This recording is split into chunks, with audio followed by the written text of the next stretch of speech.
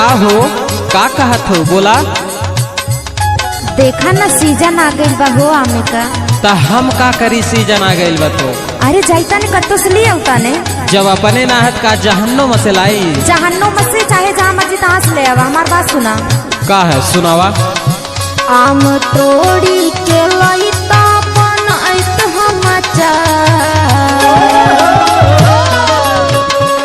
आम तोड़ी के लइता बनाइत हम अचार। राजा डाली के साथ खाइत साल भर।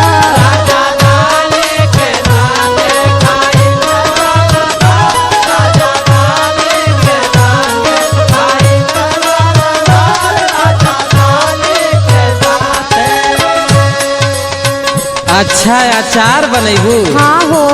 तो पहले हमार बात सुना। सुनावा। हम कहाँ से लाई कहाँ तारू किलादा।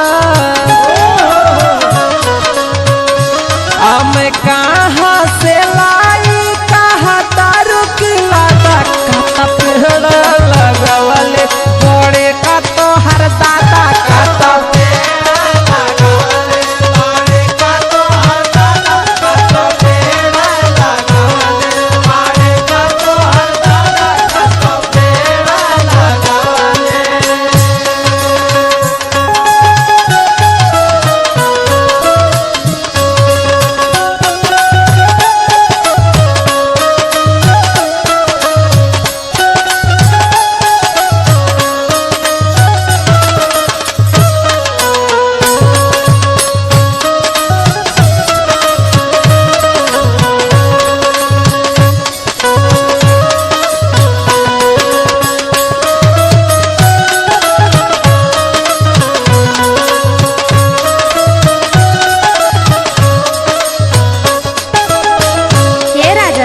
का है हो दादा तो किए दिन पहुंचा हमरे लगे रहा बता देती। देखा बाजारी में कच्चा आम मिलत ना है। कहाँ से लाई हमारे बस के ना हम ना लाई। काहे ना लिए बस सुना। सुनाओ। ऐसन बोला तारा जैसे बोले कौआ।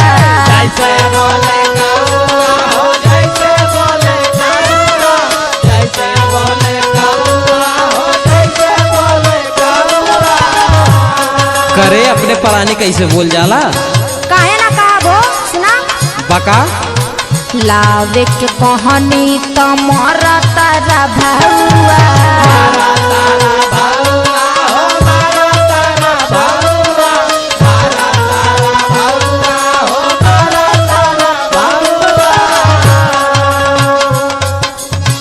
ऐसन बोला तारा जैसे बोले कौआ।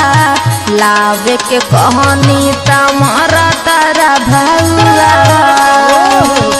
हाँ सुना। सुनावा। तोहर याद